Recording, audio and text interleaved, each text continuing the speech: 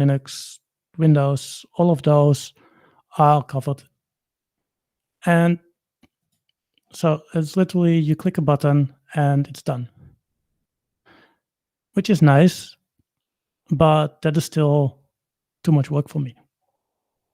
So what we can do instead is you can configure batching. Basically, you can say here, just do a certain type of instances. You can select them manually or based on tags. And then you can say, okay, during a specific maintenance window, which you can set up either separately or you can just schedule a new one. So let's say we want one, well, let's say every 12 hours, every day, we want it to run. Just give it a name. Let me just select here all the instances.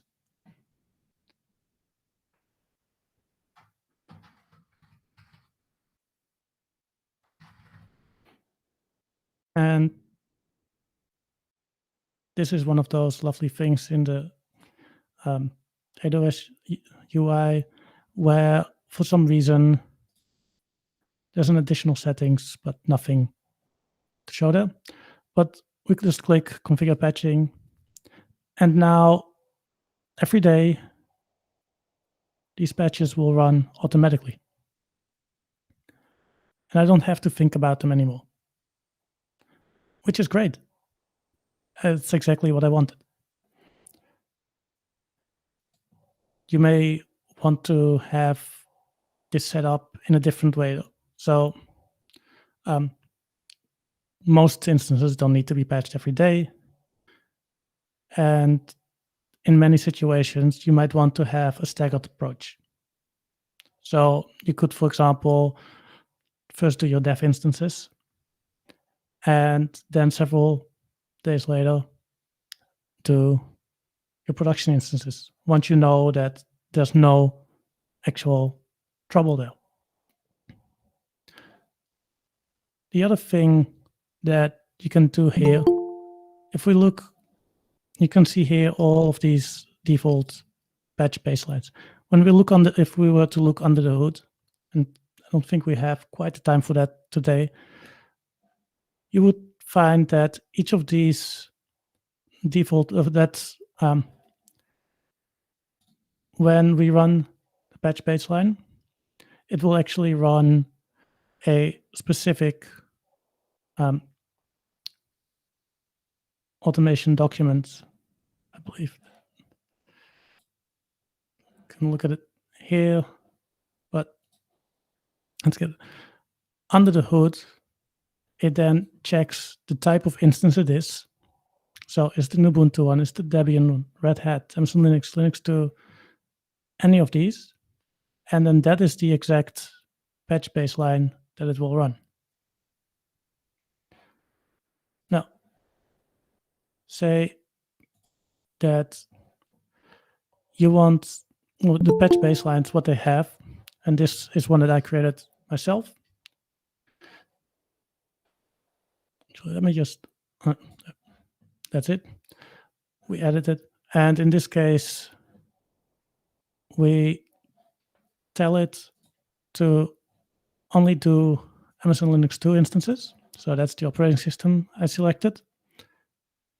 And when it runs on an Amazon Linux 2 or on an Amazon Linux 2 running Graviton, which is somewhere defined using tags, then it will install everything regardless of severity, regardless of classification, and it's set up to auto-approve patches once they are more than 1 day old.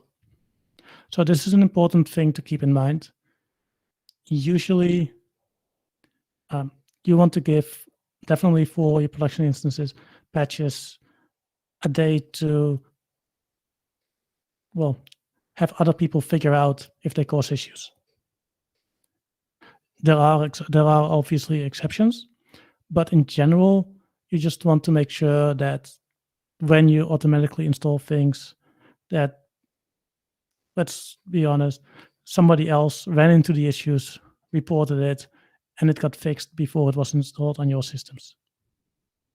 None of us like to have our systems go down just because of a patch.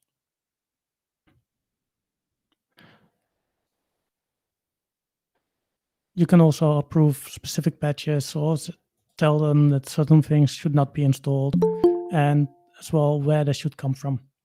So you've got a lot of flexibility here if you need it. But most of the time, the defaults are a very good way to go. So this is a really nice system. And if we go back to the slides, it's actually not that hard to set it up. So this is literally a CloudFormation template with some of the stuff scrapped, moved off, where I simply create a maintenance window, the task, the target, and in the end, there's a weekly patch of my web servers at 4 a.m. Melbourne time, which is good. That's exactly what I want. But we are not done yet. Yes, these checks are great, and these scheduled patches and such are good, but it's not a complete solution, because this runs, as I said, on Sunday at 4 a.m. If I spin up an instance on Sunday at 5 a.m., it will not have been patched. Whether this was an auto-scaling instance or an instance that is just spun up manually or through some other mechanism, some automation. So how can we make sure that those are also patched? We'll use another tool for this, System Manager Automation. Automation allows you to run certain documents, basically tasks, in an automated fashion. Now, by itself, that is not as useful.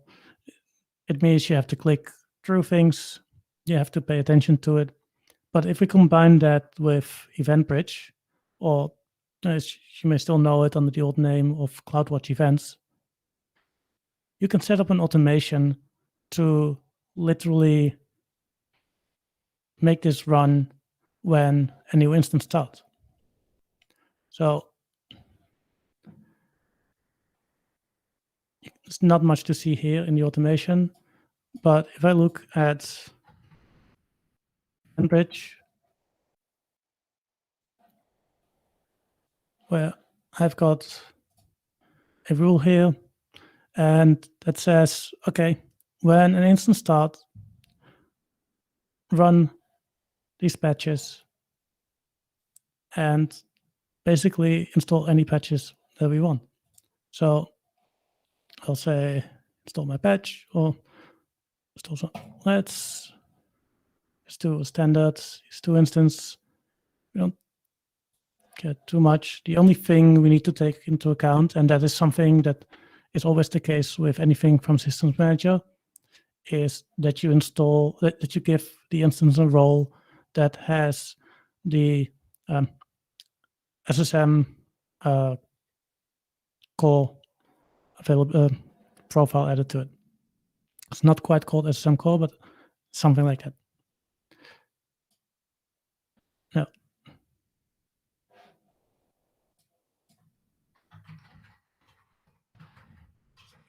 Name.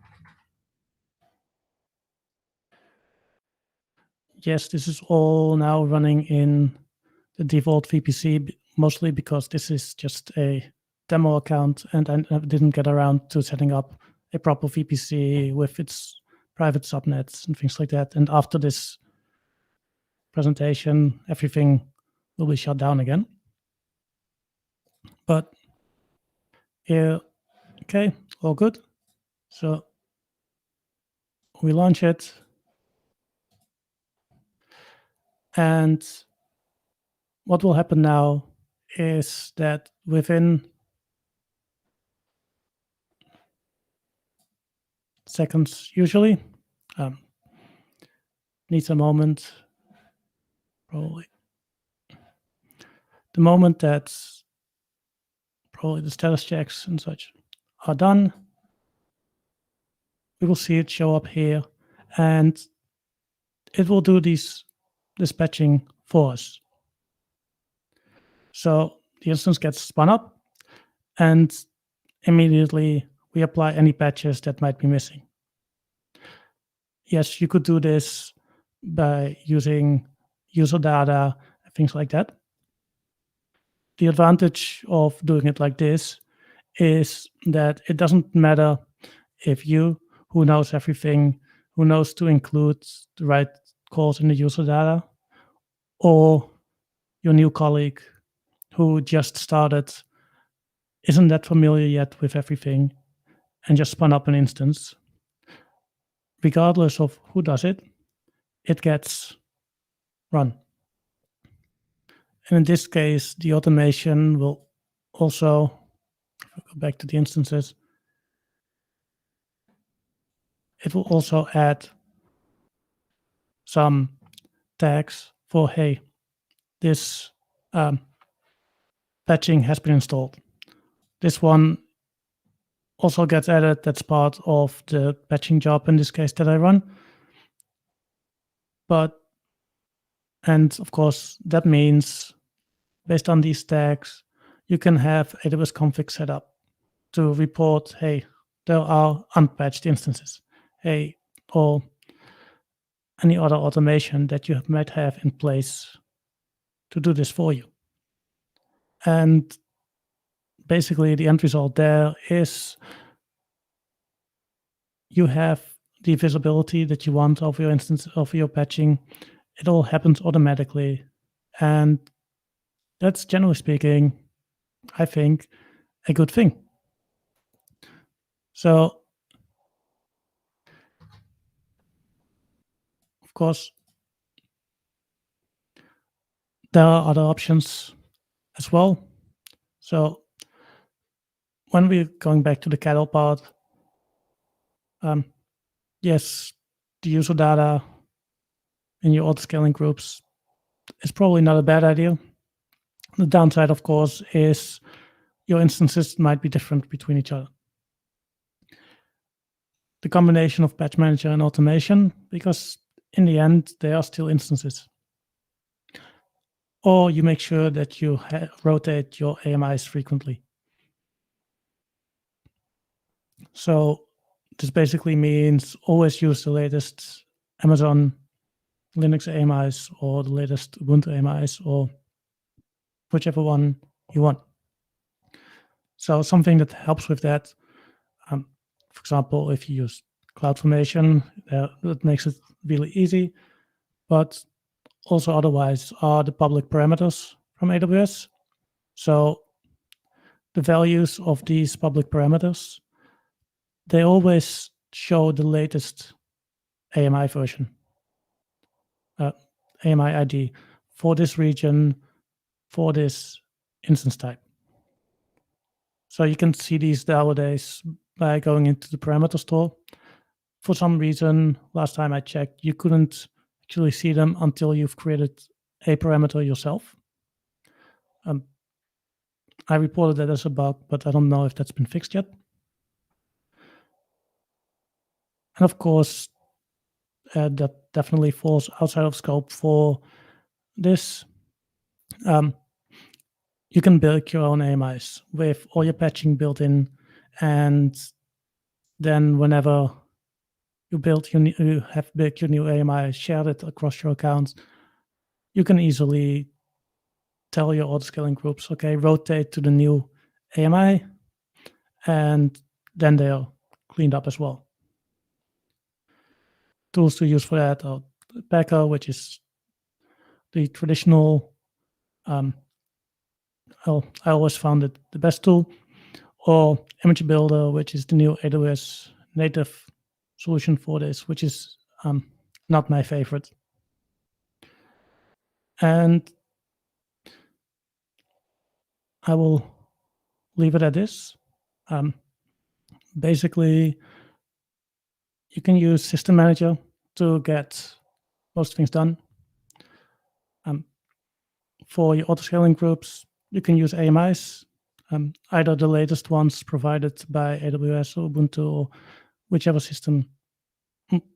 distro you like to use.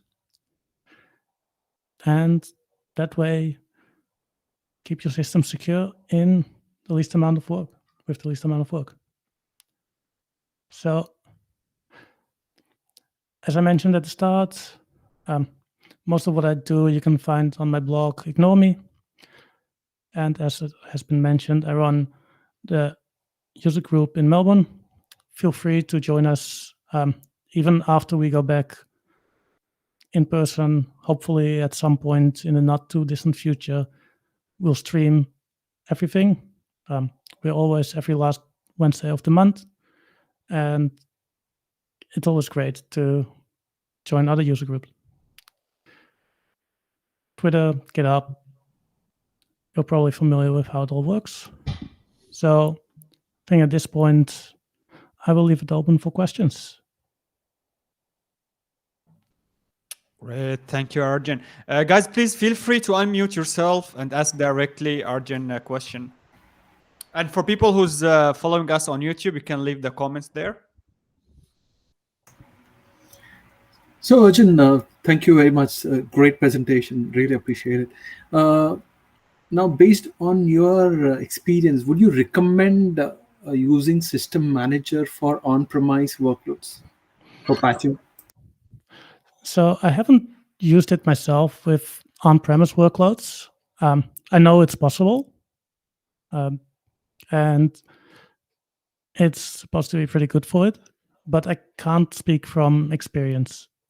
So everything I've heard is positive, but yeah, like I said, I can't speak from experience about it. Okay, all right, yeah.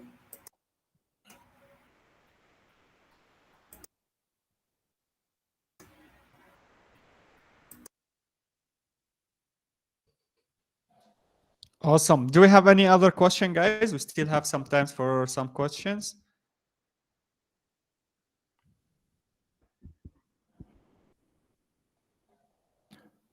So either everybody fell asleep or it was so super clear. I'm hoping that I was just super clear. And you guys can ask about System Manager in general. I think Arjun will love to answer you as well. Yeah.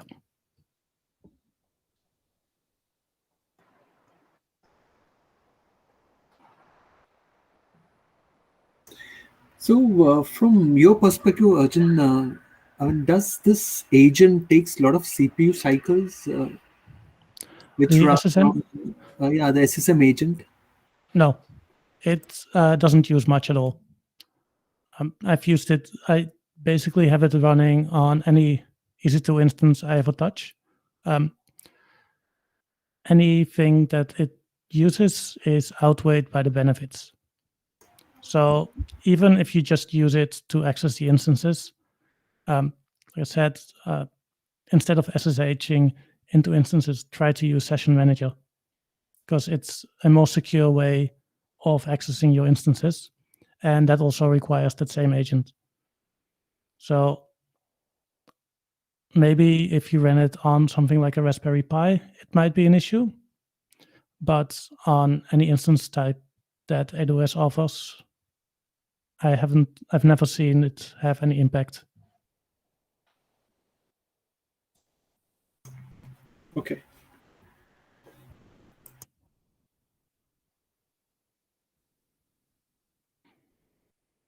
Awesome. So if there's no question for the next few seconds, we'll jump to our next speaker. Awesome. Okay, I think there's someone. Okay, that's Kaushik.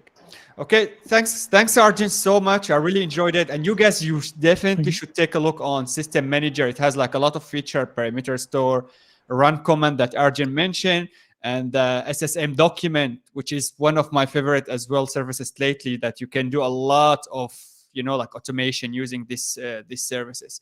So take a look at System Manager. You will love it. Thanks again, Arjun. Hopefully, we will have you again at some point. Thank you for having me. Yeah. Hopefully, next time it can be in person. Definitely. Awesome. I'll reshare my screen. And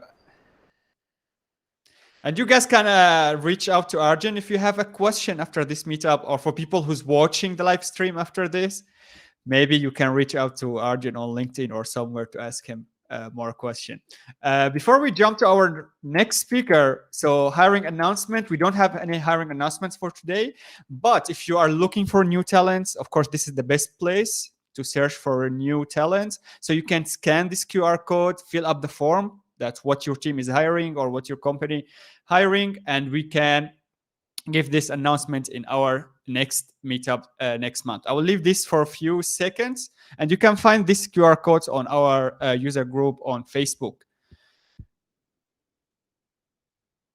Awesome. Next, if you want to give a talk, again, from any level, guys, it's not necessary to be like advanced level. So if you just like building something cool with your company or a side project and you want to share it with the community, fill up this form and we'll reach out to you to schedule your next talk to see when you can give the talk. Again, I will leave this just for a few seconds if you guys want to share something with us.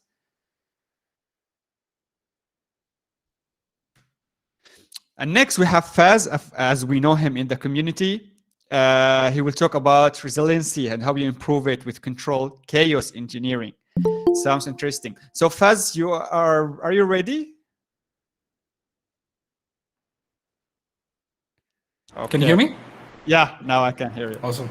I will pass it to you from here then. Awesome. Thanks, Mo. And thanks, Kaushik. Let me just quickly move to the screen first.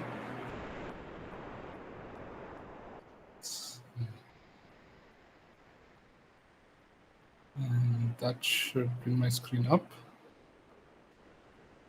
Okay, cool. All right, let's get started then. So thanks everyone. Thanks for joining in today on a Thursday evening. I appreciate that all of you are spending some time with us over here in the AWS user group in Malaysia, just to learn and understand and find out about new services and new practices which you can use back in your projects or back at your work with your teams.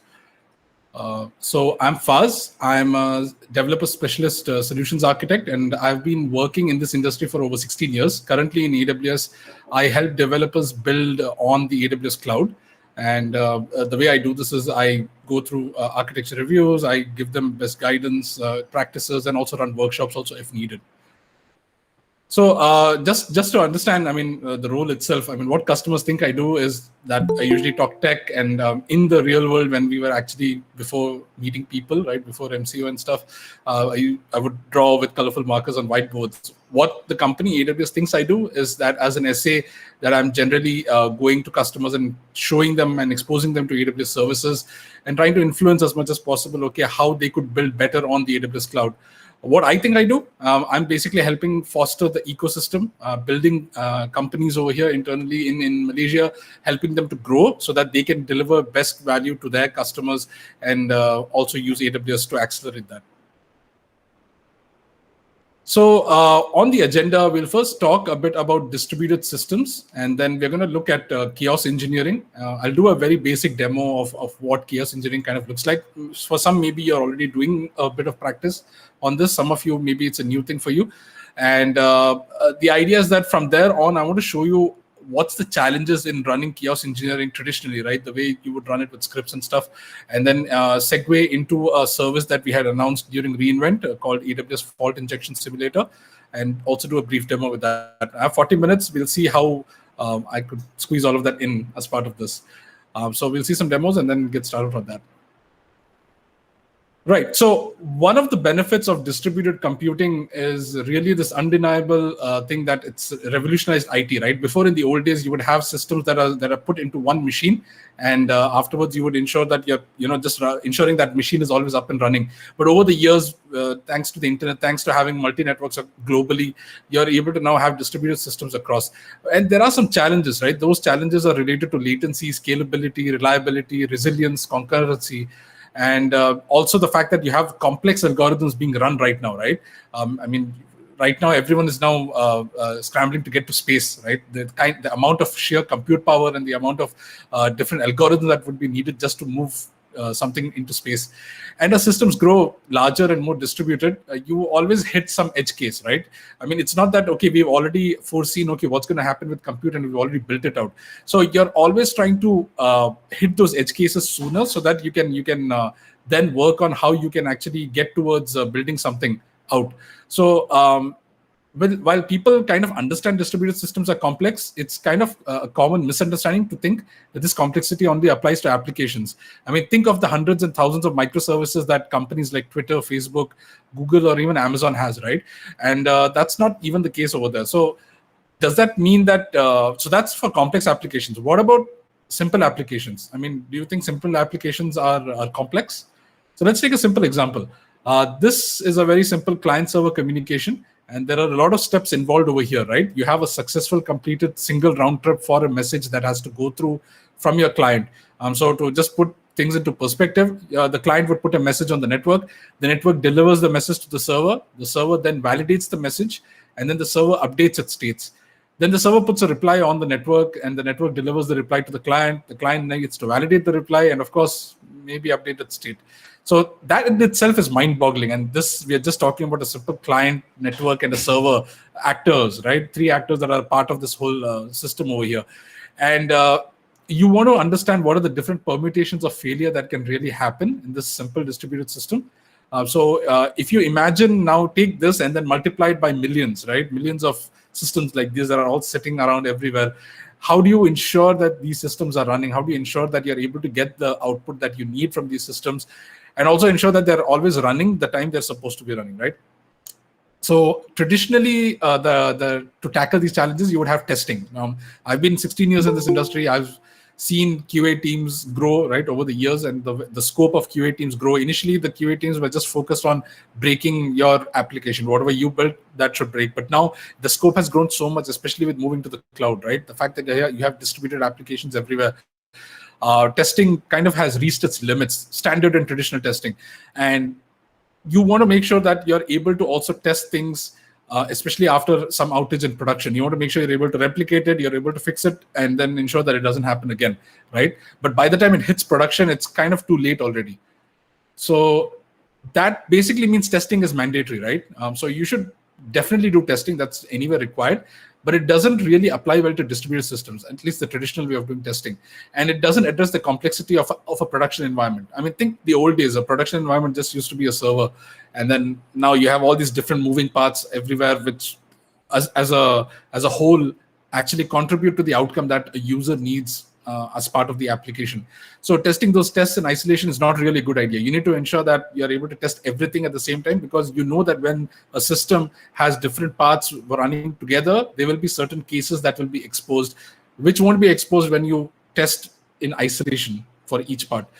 So the result of that is, you would look at, okay, what about old random failures? Or what about weird errors that you see on the network, right?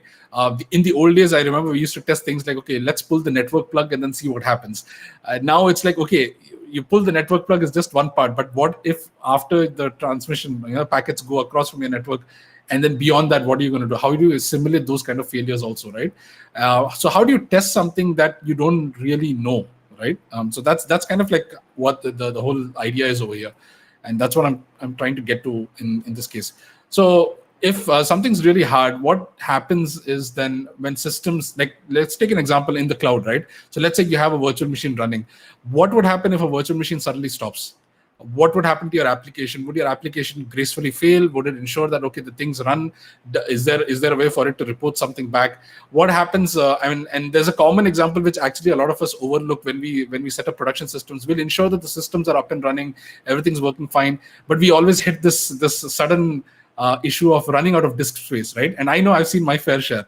And usually it is because, hey, log files were being generated, and then log files are just adding on into the disk. And it's just, there's no way to actually reduce the logs, right? Ideally, what you should do is you should run a circular log file as much as possible, have like 10 log files and then recirculate and then rewrite again and again. But a lot of times it kind of like goes out of our notice, right? Because we're focusing on trying to get the application up and running. So now, to make things more complicated, you actually get the error that, okay, the space left on the device, right? There's an error for that. And sometimes you may also see that, okay, you got the error, but there's still plenty of space left on the device.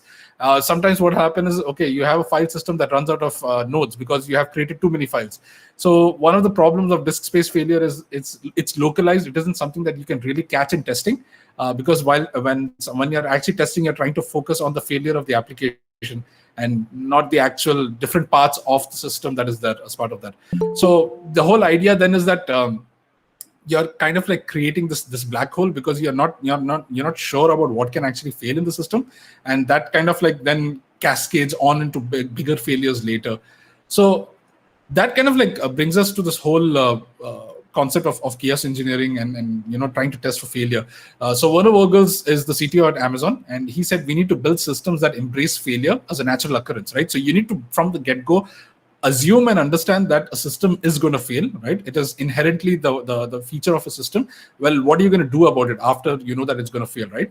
So failure is part of any sufficiently large and complex system, and hard drives, power supplies are failing in data centers all the time. So by embracing failure, you're basically talking about ensuring that failure doesn't affect your services, right? So you find ways to mitigate it. Now, in this sentence, we basically mean AWS. So AWS is responsible for abstracting away things like, okay, hard drive failures, power supply failures, right? All that undifferentiated heavy lifting that comes with running your own data center, that goes away with AWS. And we also have a shared responsibility model, right? So where we say, okay, fine, anything from the hypervisor down all the way to the physical data centers, AWS manages it for you. But beyond that, depending on which level of compute and abstraction you're sitting on, there's a certain responsibility you have, right? In terms of the application you write, the security for it, and also testing and ensuring that those things are running as much as possible. Just give me a sec. I think I'm getting some messages. Just give me a sec.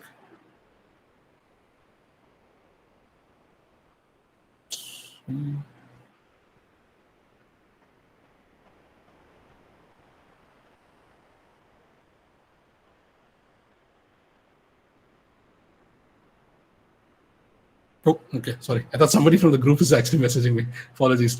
That's basically what you want to look at in terms of failure. So when you build your workloads and systems, you must build them to be resilient in the cloud. You're using AWS services and resources that we supply for you, and you have to build them to be resilient, and you have to test them. And that basically is what I'm going to be talking about as part of this session. So I'll go with the basics first, and then afterwards go into what chaos engineering is all about. And then afterwards, it gives you a certain foundation that you can work with. So irrespective of whether you use the service which I talk about at the end or not, you at least have the fundamentals in place already through the session. So if you want to build resilient services, a great place to start is the well-architected framework. Some of you may already know this. Kaushik has done a couple of talks already about this. He's pretty popular with the whole well-architected framework sessions. And the whole idea with the well-architected framework is that we give you best practices and guidance from a pillar perspective on 5 different pillars. And that kind of like allows you to understand how you should be able to shape your workload and ensure that it's running the way it's supposed to. So there is in the well-architected framework, there are totally 5 pillars. So there's operational excellence, security, reliability, performance, and cost. Now, when you look at the reliability pillar, it talks about certain design principles and best practices. That's basically what you're looking at. But if you want to make sure that you also want to ensure that, okay, whatever you're building, you're able to measure it also. So take your workloads, your systems that you have built, and you can use the well-architected tool, which we have in the console. It's a list of questions that you can definitely go through yourself. And you can then use this to understand how you can shape your workload better. So let's take the resiliency principle, right? And that's basically part of the whole reliability pillar of the well-architected framework. So well-architected defines resiliency as follows: the ability of a system to recover from infrastructure or service disruptions. So it kind of goes back to this whole concept of embracing failure. You assume failure is going to happen. So you know, okay, if a system hits a certain failure, it's still able to recover from that and then continue on. And that kind of like is the key theme behind even chaos engineering. So in a design perspective, you want to make sure that a failure occurs, but you should be able to recover from it. You want to automate that as much as possible. That way, then it's faster, so that any given errors that come in, you're able to resolve them, or at least move to the side and then do with something else. Like the first speaker actually spoke about using SSM, trying to ensure that your resources are your virtual machines. You should treat them as cattle and not pets. So think of things like that, where as much as possible you're trying to move away from being dependent on a resource when it fails, versus being if it goes down, it's fine. Let's spin up something else. So that's kind of like how you want to look at chaos engineering. You want to recover from failure, and you're testing for it also as much as possible. So let's just start with a brief overview of how you'd use AWS to automatically recover from failure. And some of this is already inherently available, right? You want to see the tool. Like I said, you can actually have a look at the tool and then run this and see how you're able to answer those questions and understand where you stand in terms of the resiliency part. So I'll just quickly talk about failures from different levels, right? So let's go from the regions perspective. So for folks who have already used the AWS cloud, you know that regions are pretty straightforward. They're physical locations around the world, and we have clustered data centers. And then if you look at this map, we have like 24 of them right now. And in each one dot is a region. And then afterwards, in that region, you will have availability zones. So with an availability zone, you basically have your workloads that can be set in different availability zones. And each availability zone is one or more discrete data centers. So the idea is that they're all physically separated, because as much as possible, you want to keep the DR part also in check. If there is a certain geographical like a event or something, you want to make sure that if one availability zone goes down, another easy is still available. And that's kind of like how you want to start planning. If you were doing your own DC, that's what you would do. The whole idea is that AWS has kind of done that for you already. Also, the fact that EC2 failure, when it happens through these kind of things, you ensure that you have another EC2 instance running somewhere else that can continue taking the load. So that way, even if there's a geological event, it still ensures that you're able to continue serving your users. Now, with multiple availability zones, I want to show you a 3-tier architecture. So let's just move directly into the whole application setup and how it's going to work. So it's a pretty straightforward architecture. It's making use of EC2 instances, which are virtual servers, and it's using 3 availability zones. So now if you start off at the top, the ELB is where the traffic is going to come in, right? That allows the traffic to come inside to your network. It's going to take the traffic and route it to proper compute resources, depending on the algorithm that you set already. Now, even though it doesn't show it on the diagram, you do configure the ELB to be in each of these availability zones. So you pick which availability zone it has a presence. And if there's a problem in one zone, you still have the other zones to still do the elastic load balancing. And then you have the NAT gateways for traffic going in the other direction out to the internet. And similarly, it's pretty obvious that they're redundantly deployed across 3 EZs. So now at the compute layer, there are EC2 instances, and then you have auto-scaling groups that kind of like allow you to have some kind of control over automation over running an EC2 instance. If it goes down, you can bring up another one. If it's not healthy, you can bring up another one, and things like that, right? And especially in times of where you have to scale out your compute, ensure that you're able to handle the load that's coming in. Auto-scaling groups kind of help you in that by actually scaling up your instances and scaling it down when there is less load on your systems. So that's kind of like how you would want to look at this. Then at the data layer, you have the relational database, RDS, and you can see that I have a primary in zone A and then a standby in zone B. That basically means whenever you set up a standby, it's going to be in a different availability zone than the primary again. And to give you that redundancy, ensure that you're able to deploy it to multiple locations. So you're able to read workloads, and where you can do reads from the database, and it can be done from another availability zone also. And if one availability zone goes down, and let's say the one where you're doing the writes goes down, you can also promote your read replica or your read instance into a master and then continue from there. So a couple of different ways you would do it from an architecture perspective already. So in practice, when you want to actually embrace failure, and you're designing your workload, you may say something like, okay, the EC2 instance here has failed. So what happens when that failure occurs? The ELB is basically running health checks on each of your EC2 instances. And those health checks are checking the health of your application running on that instance. So when the load balancer sees that one's unhealthy, it's going to no longer route traffic to that one. There's going to ensure availability to your users. And there's an instance that can't serve traffic. And we're going to see that in a demo. That's going to be our first demo where I'm going to stop an instance and through a script. Basically, I'm injecting failure, and then afterwards we'll see what happens after that. And you'll see all these parts actually playing together as part of this. The idea is, in the end, your main outcome is you want to ensure that your users are still being served, right? The traffic that's coming in is still being served, and you want to maintain availability. So just a brief on how autoscaling works. It's basically just the three EC2 instances. And let's say one of those EC2 instances dies, your autoscaling group can be configured in a different way. So let's say we say, okay, we want 3 minimum instances to be running. So autoscaling will run the health checks, and then it detects that an instance has failed. It will replace that instance. And one thing to keep in mind over here is that with the kind of auto recovery mode you keep, that kind of allows you to understand how your instances will keep running, right? How it will spin up the next one. And when you want to scale down also, how should you actually scale it? Terminate the old instance? Should it terminate the new instance that was spun up? And things like that. These are different things you can already do as part of your setup internally. So you want to make sure that with the different services you use on AWS, you want to understand, okay, if something fails, and these are the different hypotheses I have, and if it fails, how am I going to actually come out of that failure? So this is basically where we'll jump into chaos engineering. So you want to ensure that you're able to design your workloads and automatically recover from failure. And let's define chaos engineering. So this is a great definition. It's actually from the website Principles of Chaos Engineering. It's a pretty good site if you want to get an idea of what exactly chaos engineering entails. And it says chaos engineering is the discipline of experimenting on a system in order to build confidence in the system's capability to withstand turbulent conditions in production. So there's a lot in that statement itself to unpack. So let's talk about experimenting, right? So if we are talking about experimenting, you might think of a scientific experiment.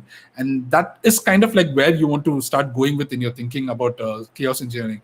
So it's us using the scientific method and building confidence in our systems by actually doing experiments. And it's super important that some people, because it's super important to understand the thinking, because some people actually feel that when they hear chaos engineering, it's about somebody's going in, with all hammers and spanners and everything and just breaking systems down, literally. But you actually want to build confidence by doing chaos engineering. And we have a couple of things towards the end, we'll talk about inspiring confidence in your systems. So failures will always happen in production. It's just a fact of life. You want to be able to embrace that and mitigate that. So think of it as a process of stressing an application in testing a production environment by creating different disruptive events, right? So maybe a server outage, or perhaps API is being throttled, or maybe latency in the network. And then you want to observe how the system is being responded. Again, I'm focusing more from an experimentation scientific attitude, which basically means you're observing the system, right? You introduce a certain failure and then you observe what's happening inside. So you observe the system, how it responds. You want to implement the improvements based on that, on the outcomes you have seen, and then you also want to prove or disprove any assumption that you have of the system capability. So you want to make sure that you don't get woken up at 3 a.m. in the morning, right, with a certain page at duty saying, okay, hey, you know what, your system's suddenly gone down. I know I've had my fair share, usually at 5 a.m. in the morning.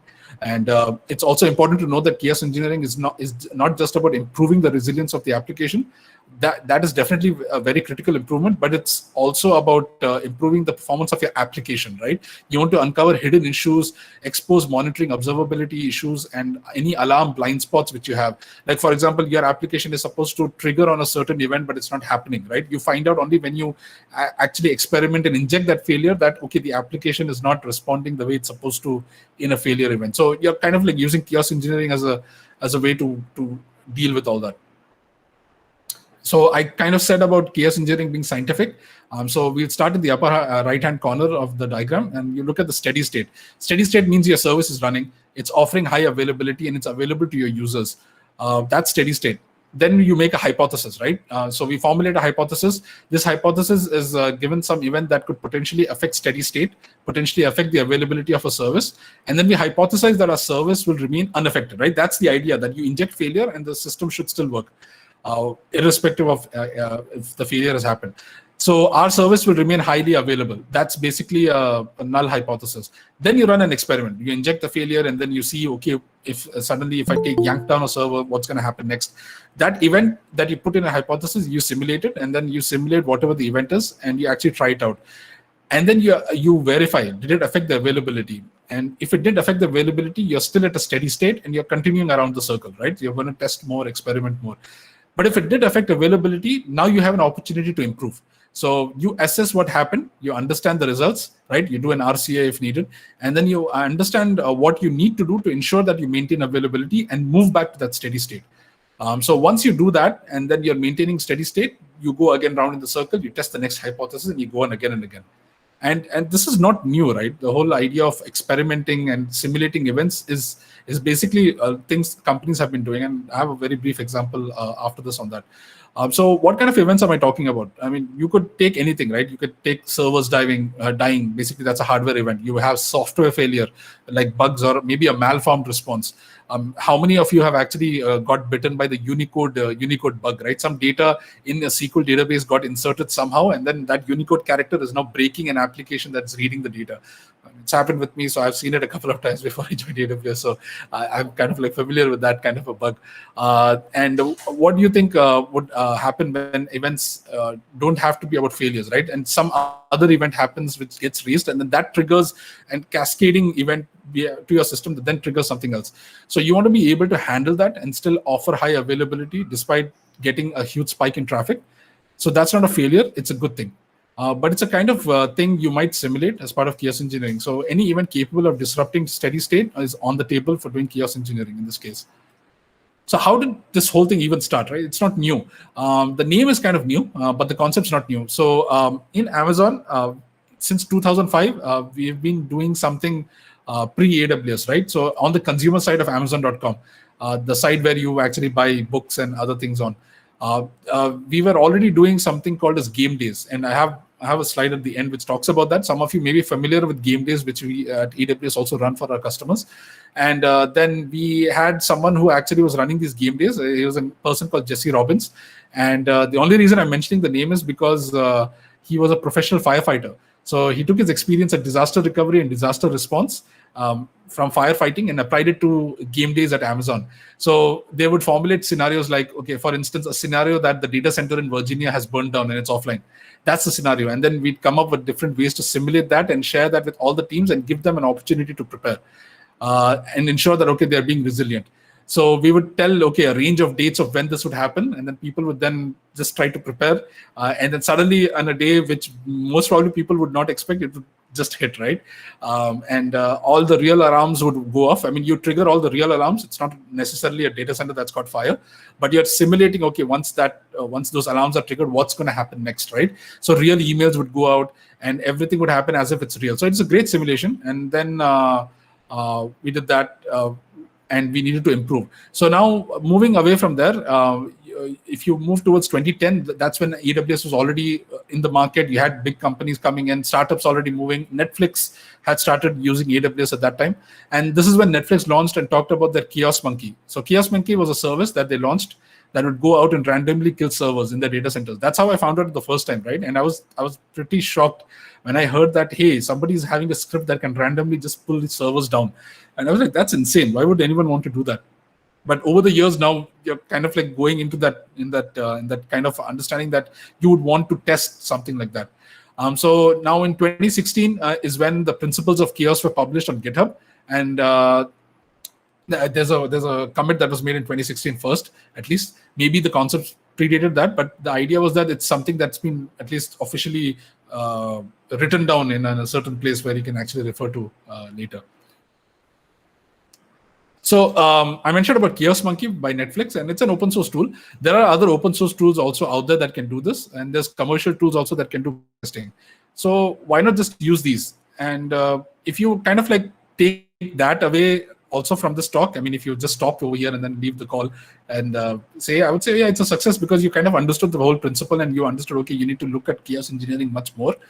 But I would also say, okay, you might not be comfortable diving in and starting to use these tools right away, right? I mean, who would want to just suddenly run a script in their production or in their staging and have to report to their boss tomorrow that, hey, you know what, I just went to a talk and I wanted to run some chaos scripts in my environment. So you want to get comfortable by showing how you can design your own event simulations. That's how you would get started. So I have a couple of demos, and I'm gonna link to some scripts also that are there, and you can definitely run those on your own. But of course, be sure and understand that when you're running this, you're taking responsibility for what's going to happen in your environment. So whether you run it in production or in dev, or you spin up a new environment just for this, I mean, it's all on you, right? So I'm going to show you how that works and this whole concept of hypothesis and everything else. And I'll do it the manual way first, after which then we'll quickly go into FIS and then show you what FIS actually entails. So chaos engineering is all about the scientific method. So we're going to do an experiment over here. We are going to do a component failure in this case. And there are other experiments also you can run from the repo, which I'm going to share as part of this. So the architecture of the demo is pretty straightforward. So it looks similar to the architecture I showed you in the beginning. So there's no DynamoDB in this case. That's the only difference. The thing to keep in mind is there's going to be exactly 3 EC2 instances, right, in 3 different availability zones, and they're running a very simple web server, right? Just a simple web app that is just rendering a web page, and that web server is grabbing an image from an S3 bucket, and then it's serving it to you. So when you go to that link, you will actually see an image coming up, and that web server is also going to serve up some metadata that we're going to use as part of the demo. That metadata is basically all about the availability zones and which instance ID is being used and all these other things. And we'll see how that is related to this whole experiment in this case. Oops. So we have 2 hypotheses, but I'll be just testing one today. And the other one is something you can also try out on your own. You can have a look at the links later. So hypothesis 1 is basically if an EC2 instance dies, then availability will not be impacted. So that's my hypothesis, right? And again, this is a null hypothesis. So how can I make these hypotheses? The expectation is based on the design. You've seen that there's a load balancer and then there are multiple EC2 instances. I'm saying that the load will be adequately served by any remaining EC2 instance when I fail one EC2 instance, right? The load balance will only send requests to healthy instances, and we expect that the load balancing will detect the unhealthy instance and reroute the request. So the expectations that auto-scaling is going to replace the bad instance in this case. And that's basically where we're just killing off a single EC2 instance. Now, there is another experiment that's basically you want to replace a whole availability zone, right? You're in simulating failure from easy, but we won't go into that today. Right, so time for the demo. We're going to just quickly go through how I can do this. There's a lab link over here if you want to look at the script, but I'll anyway walk through some of what the script does over here in this case. All right, so with that, I'll quickly jump into my environment and I'll show you what I'm doing over here. Right, so just to make sure that the console is already running. I have 3 instances running in a specific VPC, and these instances are all fronted by a load balancer. So we have a load balancer over here that is having a target group with these instances in place. So it's listening to these instances. And we also have an auto-scaling group that is checking and ensuring, okay, there are 3 instances that are running. So now the ELB is doing a health check and the auto-scaling group is also doing a health check in this case. Now, what are these apps actually, what are these EC2 instances actually rendering, right? So there's a very simple website over here. Let me just see if I can zoom in. Right, so it's a resiliency website, and it's basically in the lab link which I shared earlier, and this basically is showing, okay, which AMI and which instance ID is serving my request. So right now I'm being served a request from US East 2A. So let me refresh this, and then refresh it again. You'll see the next one is from 2C, and then the next one is from 2B, and so on and so forth. It'll keep cycling among between these instances. Now, what I'm going to do is I'm going to inject failure, right? And the way you would do it traditionally is that you would inject failure by writing certain scripts and then injecting that failure. In my case, I have a script over here already in place. So I'll just run it first. And what this is going to do is it's going to stop a random instance between these 3 instances, right? So if I just go in, this basically is I'm giving it a VPC. It'll choose the VPC, take a random instance, and then take it off. And with this, it's terminating this instance over here. So now if I go back to my instance page over here, and then if I just do a refresh, you'll see that one of the instances, which is this one, is now shutting down, right? And that's basically how you've simulated a failure. Now, the whole hypothesis is that once this instance is going down, I will still continue to have service, right? I'm able to get my traffic being served in some form or the other. So let me just go back to this, and let me just see. So 2B is being served. And then 2C also should come as part of this. Let's see.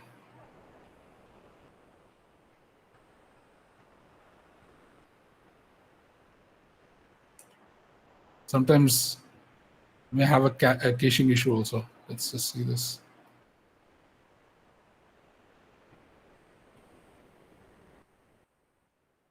Right. So you have 2C also coming in, and then you have 2B also being served. And you'll notice that 2A is not anywhere available, right? Because what's happened is this instance that was taken out is actually from US East 2A, right? And this is shutting down. So this will shut down, and it'll now, because it's an auto-scaling group behind the scenes, the auto-scaling group is now spinning up another machine. So now it's initializing behind the scenes. The health check has happened. It's failed. It's taken this out. So if I go over here, you can actually see that one of the instances would have gone, right? And there's a new instance that is being spun up right now over here in this case. And similarly, in my auto-scaling group also, it would actually show me that there is an unhealthy instance that's being terminated, and at the same time, it's being removed from here. And the fourth one, the fourth EC2 instance is now being spun up, and it's healthy, which basically means now I should have my instance already running in this case. So it's already running. It's still initializing. Let's give it a minute for it to come up. Then you'll see it pop up in this page over here in the availability zone. But I'll just show you what the script does, right? It's pretty straightforward. So all I'm doing is in the fail instance, I'm just using the AWS CLI commands, and I'm getting a list of instances within this VPC, which I passed through the command, and I'm also then terminating the instance, right? So I just call a terminating instance for an instance ID that I just picked up, like the first one that got picked up in this command, and that's about it. And this is how simple your scripts can be, right? You're just simulating a certain AWS command behind the scenes on the resource, and then you're seeing, okay, whatever setup you've made, is it able to respond to that failure which you've just simulated?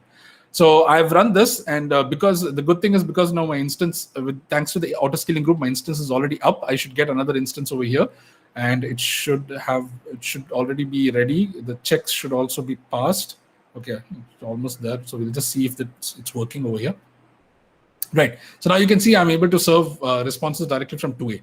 So that basically is how you have now tested. The hypothesis has been proven correct. So I'm in steady state right now. Now, for some reason, let's say my auto-scaling group is not able to bring the new instance up, right? There could be multiple reasons for this. Or maybe the health check is failing on that instance because the application is not loading correctly, right? That's where you would find out, okay, there is an actual problem in the system. And then you need to ensure that you're able to fix that, address it, and then move back to a steady state again. So that in a nutshell is how a very basic chaos engineering, chaos experiment would actually look like. And if you want to have a look at the link again, this is where it is. You can access the source code from here, and if you want to contribute to it, also you can. And it'll be great for you to contribute to this and see. And there are different scripts available. I ran the Bash script, but you also have it for different languages. You have I've seen the one for Python. You have it for some other languages also, which you can run in your code base directly. Right. So you saw the whole thing. You did not see all the heavy work which I did behind the scenes to set up the whole setup, right? And also to get the scripts up and running. And that's basically what is going to be the third part of the session. Is basically on how to, is there an easier way to run these experiments, right? So I just showed you this. It had the CLI. You can use the SDK if you're using some programming language, or you could use PowerShell if needed. And also SSM, which was touched upon in the first session. You could also use that, right, to actually simulate certain things as part of this, experiments. So the thing is, can you make it simpler, right? And one of the things with chaos engineering, because it's had a pretty good number of years of running, right, in different companies and at different customers, it's really great to have these options in your toolbox. But sometimes you you have customers coming in with different requirements, right? You want to they want to cover the full spectrum of fault that you may inject into the system. And sometimes different tools do different jobs, whether it's a library or an agent, and customers don't really want to install anything extra. In our case, I'm using Cloud9. I'm using just the AWS SDK or AWS CLI. You would use the SDK, which means you have to install an extra thing if needed. And then the more things you have to install, the more complex it becomes to maintain, because then chaos, the whole chaos toolbox becomes something you need to maintain and ensure that the versions are always updated, right? And you're always having the latest thing with you. You also want to make sure that it integrates nicely with monitoring solutions. That's another thing, right? Observability is very important. And finally, you want to also ensure that you're able to reproduce different kinds of errors if needed.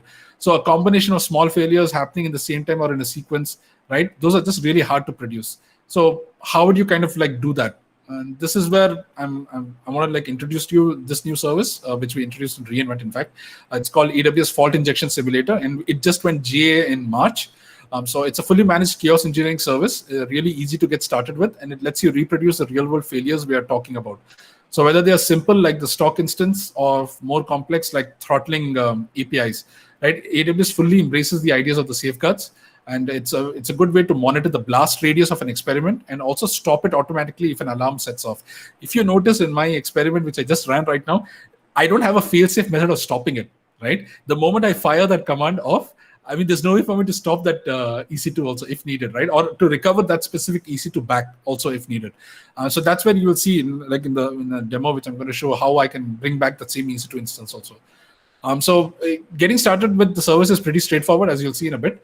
You use templates, which are basically JSON or YAML files. These are templates that you would use for the experiments, and you can version control these experiments also. So which is kind of cool, right? So you can put this in GitHub or in your own version control system and benefit from any code review process which you already have in place, and you can share it with others also easily.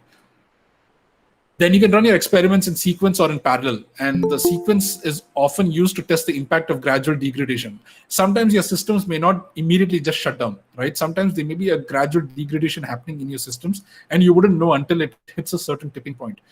So you want to use things like, okay, with FIS, you can kind of do that.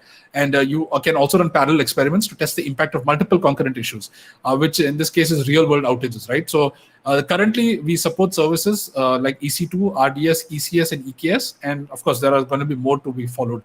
And you'll see in a bit how actually we are able to integrate with EC2 and ECS. Like it's pretty straightforward. So an instance, so in this case, what will happen is, I want to simulate, okay, I want to spin down an instance, right? Terminate an instance. So an actual instance actually gets terminated, and the memory is actually going to be consumed, and the API is also going to be throttled, right? So there's no faking. There's no layer that's faking it or mocking it. It's actually going to happen. So the only key thing to understand is when you're using a service like this, whether your own scripts or maybe FIS, ensure that you know what you're doing. Ensure that you take extra caution, and that you don't suddenly conk off half of your production just because you want to run a chaos experiment. So there are safeguards available in FIS because of this. So this acts as an automated stop button in a way to monitor the blast radius of an experiment and make sure that it's contained and the failure created are rolled back if there are certain alarms that are being triggered, right? So this allows you to define what kind of resources can be affected. You can also use tag-based policies. You can only target specific instances that have a tag environment. Like let's say maybe you have an environment tag called test. You can ensure FIS just picks those resources that have that tag. So that way then you're safe from like targeting everything in your production workload in that case. So this is an architecture diagram of how it would look like. You can see from this is that you have the console and the CLI, and then you can integrate with the IAM. IAM is used for the roles to ensure that FIS has the required roles and access to do certain experiments on different resources. You can also offer very fine-grained control. So you can create an experiment template and then reuse the template later. And also you can include CloudWatch alarms for monitoring. So that's a best practice. You should definitely have that. AWS resources and workloads would then have a condition that will automatically stop the experiment. So we can add that as a safeguard if they change to a certain status. And you'll be also able to integrate your own monitoring solution using EventBridge. So you could have events going to EventBridge, which would then go off to maybe a third-party service you're using for logging and monitoring. So to use the service, you just need to know 4 components. That's basically actions, targets, experiment templates, and experiments. Actions are really the fault injection actions that you execute during an experiment. They are defined using the namespace. In this case, the actions include the fault type, the duration, the targeted resources, the timing relative to any other action, and the fault specific parameters like rollback behavior, right? When you actually do the experiment, okay, what's the rollback behavior going to be, or what portions of a request you want to throttle. And you'll see in the UI, it's pretty straightforward. So you don't actually get exposed to the actual action, like the different types. You actually get the names and you can just use that directly. This is how the template would look like. In this case, so you can run this and perform this, and you can also have SSM agents also kind of use this. But we won't be touching on SSM today, at least in this demo. So targets is the next one. So you define one or more AWS resources. You can have multiple resources on which these experiments are going to run. So you can create your experiment template and use the same targets for multiple actions. In our case, I'm going to just use an EC2 instance, and that's going to be the target. You can also filter by tags, like I mentioned earlier, and that defines kind of like how you can select your targets. And in this case, like the JSON representation of the target, you can see that there's a usage of filters that only targets instances that are running in a particular availability zone, right? So that's basically US East 1A. And you can also notice that tags are being used to refine the selection. So another level of safety basically in this case. So you're just having a very narrower scope of experiment. Then you have the experiment template, and that defines the actual experiment that you're going to do. This will include the actions, it will include the targets, the stop condition alarms, and the IAM role that you want to use as part of the experiment. So this is kind of like how it will look like. That's the format on the left side. So you have the name, description, IAM role, stop conditions, targets, and the actions. So running a simple experiment like the one on the left is sequential with very specific targets. So you can do that. That's what I'll be doing. I'll be specifying a specific EC2 instance, or you can create more complex experiments, right? So you can have a mix of sequence and parallel execution. So you can run a filter, you just select all the EC2 instances that are based on this filter. But for both, I would suggest any kind of experiment, you use an alarm, especially in prod, even in tests. So you get familiar with the idea of using alarms for your chaos experiment. With the actual experiment which we run, it's really a snapshot of the experiment template when you launched it. It's the history of execution that you get, and it adds on top of the snapshot. So it adds a creation, it adds a start time. It's basically metadata, and all the other things like IAM, role, AR, and also you basically have a history. You can always audit it back and say, how did we run this experiment? X number of days or months earlier. These are currently the supported fault injections. And of course, there are more coming in. So the more are being added this year and beyond that. So we'll be seeing the terminate EC2 instance fault. And then afterwards, you can also try it out on your own separately in a more controlled environment. So I'll just do a quick demo of a stop instance in this case, and I'll show you how I'm able to create an experiment quickly. So in my case, I have an EC2 instance that I'm just running, and this is not serving any application. The whole idea is right now we just want to ensure that we are able to just show you FIS in a nutshell and how it's being run. So what I'll do is I'll just keep this instance ID with me.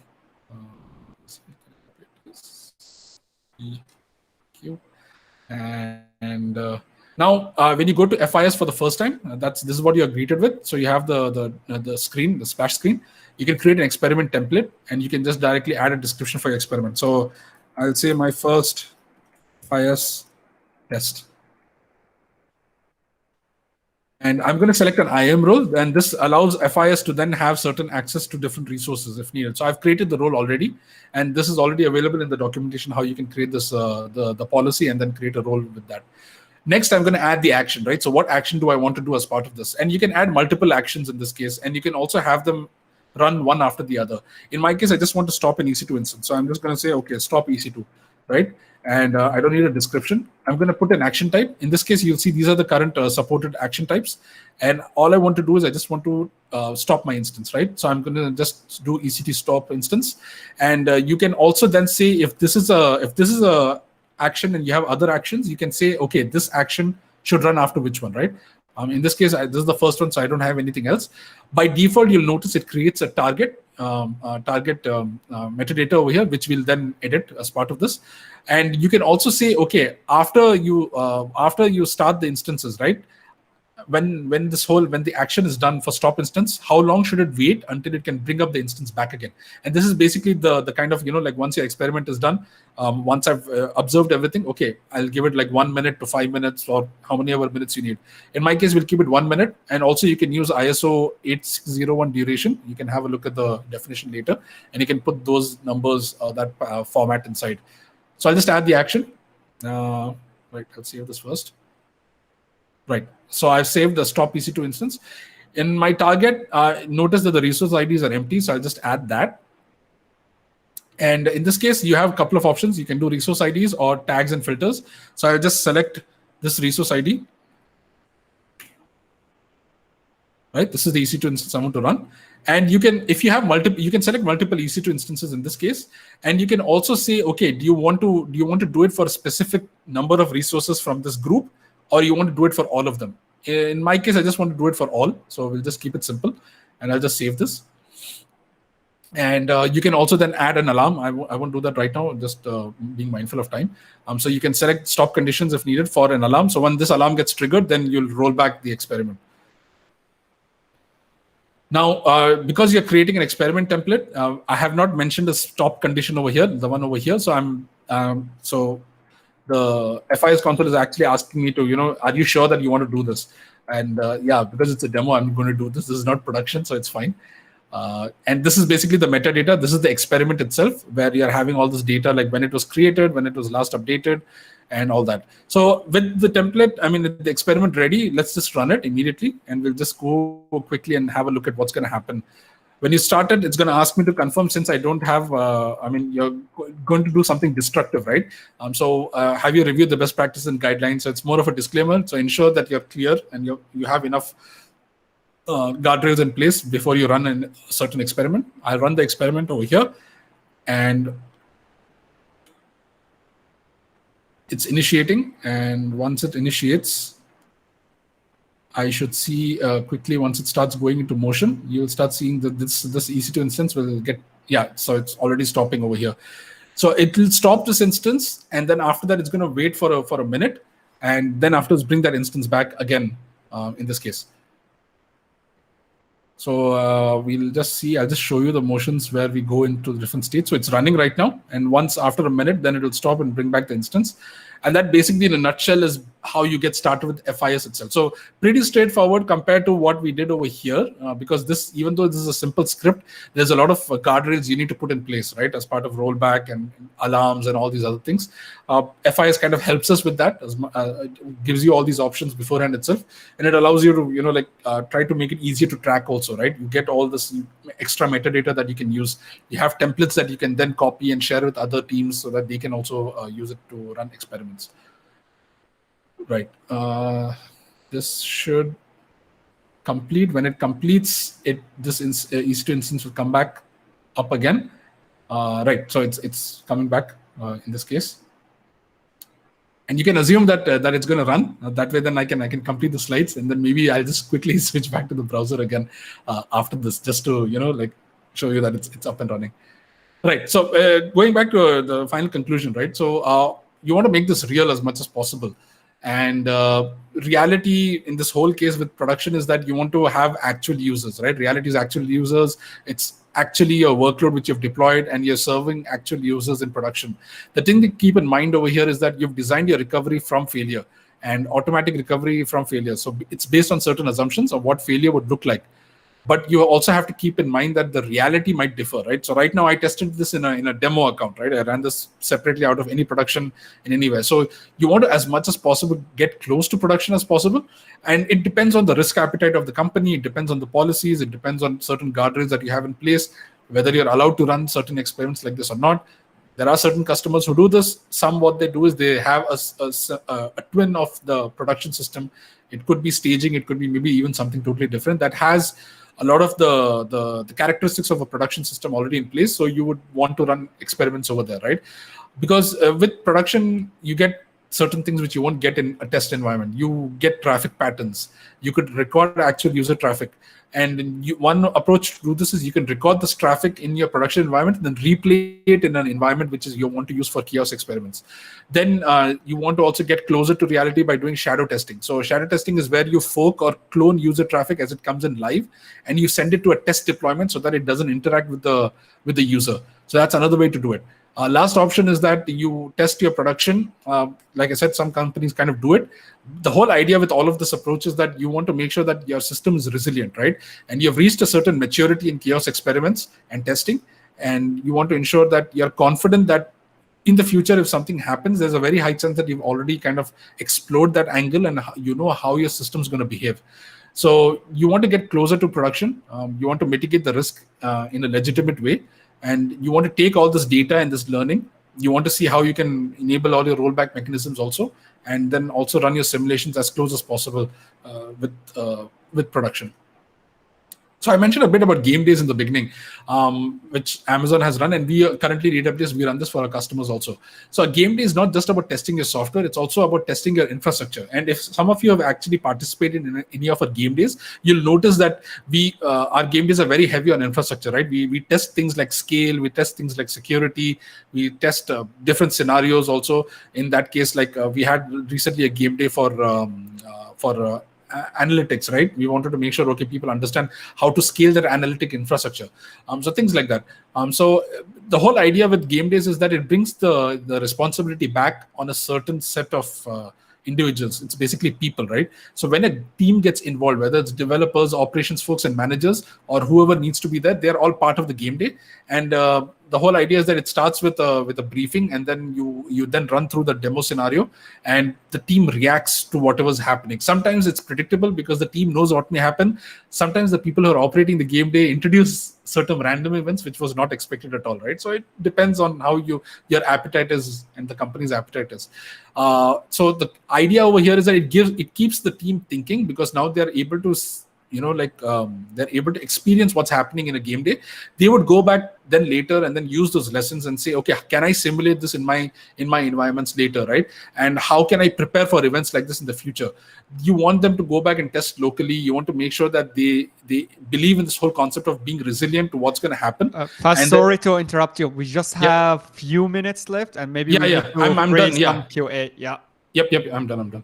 Yeah. So, and in addition is that you want to capture all that programmatic feedback, and you want to do analysis, right? You want to run an analysis later and see, okay, within a debrief, you want to say, okay, what happened? Did it actually meet our expectations? Did we meet our goals, for example, right? And what are the follow-up items? So you want to run these tests regularly with kiosk engineering, and you want to be doing this. A great way to do this is, have it as part of your CI/CD pipeline also, if possible. You can then run these tests in a staging environment, right? Or in a test environment or a pre-production environment, depending on what you call it in your company. And you want to reach, the whole idea is you want to reach a certain maturity level and a comfort level where you can run these tests in production. So in closing, I just want to share this quote from the authors of the book on kiosk engineering. Pretty good book, just have a look at it. And they say that this isn't about creating chaos, right? It's about making chaos inherent in the system visible. So you're assuming and you're embracing chaos and failure in your system, and that's important, right? So the whole idea is that you want to be, you don't want to be fearing chaos, you don't want to be fearing breaking things. You want to be less fearful and more comfortable, so that you're able to surface these issues and address them as much as possible. So here are some architecture resources. You can have a look at these, and like I mentioned earlier, the lab links are already there. And you have the architecture center also. You also have FIS that is already available in your console. You can just go in and then have a look at it. Try it out in a test account first, and you can run any certain experiments if you need to. Our documentation kind of has some examples which you can run as part of this. Right. So thank you very much for everyone on this. I have a couple of minutes, I believe, right now for questions. I have not seen if there's anything in the chat, so I'm just going to open the chat box now. Let me just see here. Stop presenting. Yeah, guys, if there's any question, you can just unmute yourself, ask fast directly. Yeah. If there's no question, I have actually a couple of questions. So sure. So this is very, very interesting, right? And and we always like should implement something like that, like you said, in production or in staging to check if something failed in our instances or even database, right? But a lot of time I see we focus a lot on this kind of things, right? But for example, we don't focus on when you have, for example, query of depth overload. Like for example, let's say you have a logic error show up and overconsume all of your resources and services overload, right? And Right. other thing, for example, you have like all of this positive feedback cycle overload, which I see a lot with people or with application happening. So you try to make your system more reliable by adding, for example, retries with the SQS and all of these things. And instead of creating a reliable system, you create a potential for an overload, right? So how you as solutions architect, how do you usually solve these things? Do you use like some services from AWS, or you just do monitoring to solve this issue, like beside of any of your server failed, right? Right. What do you think about that? Yeah.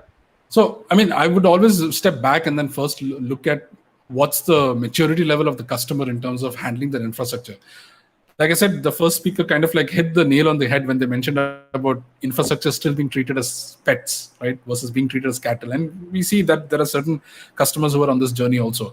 And it's more about understanding where they are and then taking whatever we can to where they are at right now. So to give you an example, with application errors, I see at least that there is a certain amount of acceptability that, okay, our application can fail, right, for some form or the other, and they would want to test for different things like load testing, right? Now the thing, there is a difference between load testing and then chaos experiments. You could say load testing is one form of a chaos experiment, because you're assuming that all the systems are up, and then you're hitting the systems with everything you've got. And then you'll test all these things like, okay, maybe SQS is being pumped up with too many messages in the queue, and then it's pushing out all this, right? It's a fan out. Is my system down below? Is it able to handle it, right? So you'll hit maybe throttling errors, you may hit maybe resource limits or something. But what load testing will not test is, okay, is there a chance that, okay, a system that is supposed to be up and running is not up and running? Now what is going to happen? So load testing kind of doesn't have that scope. That's where you would want to broaden it with chaos experiments. So you would run a load test, and at the same time, you would simulate something like, okay, right now an EC2 instance is supposed to spin up, but I'm going to make sure that EC2 instance is not going to spin up, right? And then see what's going to happen next. Then another thing could be latency, for example, right? So I'm going to inject latency inside my request and response that is coming back to my UI, for example, and then see what happens. If there is a certain script, a JavaScript script that's running on my UI, maybe it's waiting for a certain response and then it'll time out. What's going to happen after that, right? So that's how you would want to start looking at how to move it. With customers, I mean, as an SA, what I would usually do is, like I said, I would first understand where they are in the maturity level, and then afterwards guide them on certain best practices. You can use open source tools if needed. And like I said, Chaos Monkey is another one. Or you could say, okay, fine, we are not comfortable running this in production. Okay, is there a way for you to spin up the same infrastructure in staging environment, put some data in, and then see how it behaves? Here's the thing, right? It's usually in failure that you actually understand how your system works, right? The best way to understand how an auto-scaling group works is when you terminate an instance and see if it spins up another instance. So that's kind of like how you want to like take that forward. So for folks who want to talk about this to your teams, I mean, do this in this approach, and then of course reach out to us if you need any additional help. Awesome. Sounds good. Is there any other question, guys, for Faz? That's a very actually interesting topic that people sometimes actually they don't really do it until they face the problem in their production, and they say, oh, then we should have done and test that before to see how our system reacts. So yeah, I think people should start paying attention to this before the issue happen. Yep. Okay, so I think no question, guys. Any question, something you are doing something similar in your company and you want free advice from Faz? Okay. Free advice. Awesome. I think then that's it. And I heard a lot on this game days, and actually we wanted to do it in Fave, but I left. I don't remember if they did it. But I heard a lot of fun. Usually you guys do it with the team, like special session, right, with the tech team, and you do like some fun stuff with them. Yeah.